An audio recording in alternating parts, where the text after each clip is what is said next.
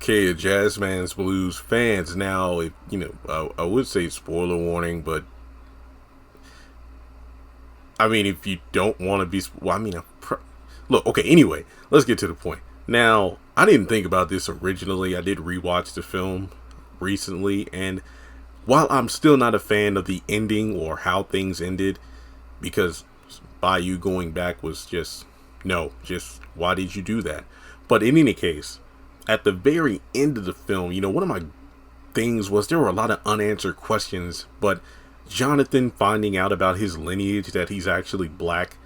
I gotta applaud Tyler Perry on this. I could be wrong, but this is I guess that maybe because the ending of the film had so many unanswered questions that it's kind of left up to the fan or the viewer to interpret the meaning of certain things. But when Jonathan was sitting down, I believe at the nursing home, where he went to visit his mom, I think his wife was the one who approached him as he came, and all the photos on the wall, I guess, were from his life.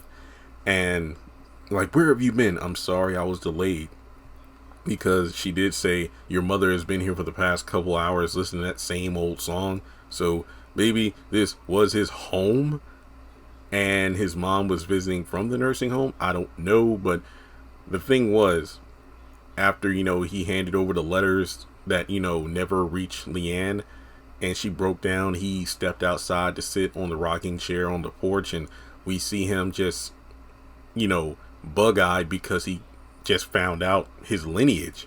And we see the Confederate flag flying over in the wind as the camera zooms out and we go to credits.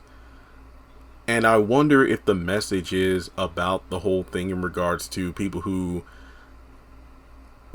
fly the Confederate flag and or anti-black and whatnot, without really knowing that somewhere down their own family tree there's some black in their family, there's some black in their blood. So it's just a message of those who promote hate sometimes are unknowingly promoting self-hate, because you despise and loathe what you actually are.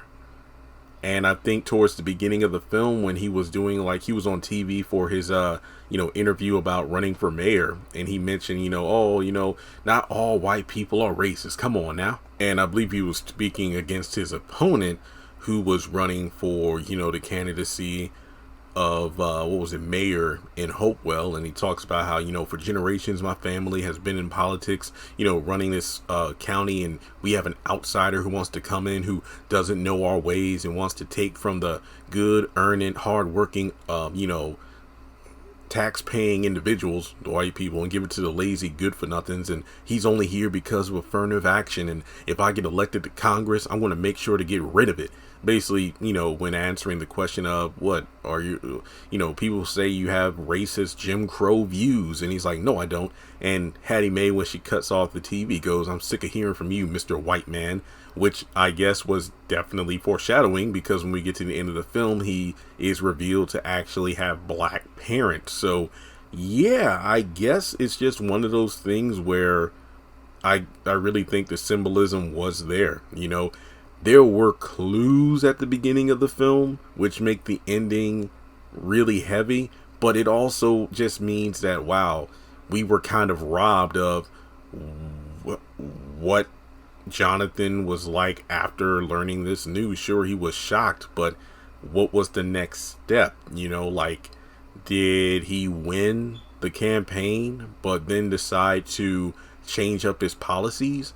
Or, before maybe the election took place, what if there was some sort of debate and he came to the realization that he was literally, preventing his own people from moving forward because he was stuck in the ways that he was raised by? Yeah, so if I were to rescore the movie, which I'm not, I would probably give it a 9 due to the fact that it does make me think upon rewatching, but at the same time, I still feel like we needed a bit more. The movie was 2 hours long, but some scenes should have been a little trimmed down if it meant seeing more of Jonathan's revelation at the end of the film. Like, what does he do knowing that he is actually part of the group of people that he looked down upon. You know, he talks about affirmative action and whatnot, but affirmative action, quote unquote, welfare, you know, like a black person getting a certain position of power.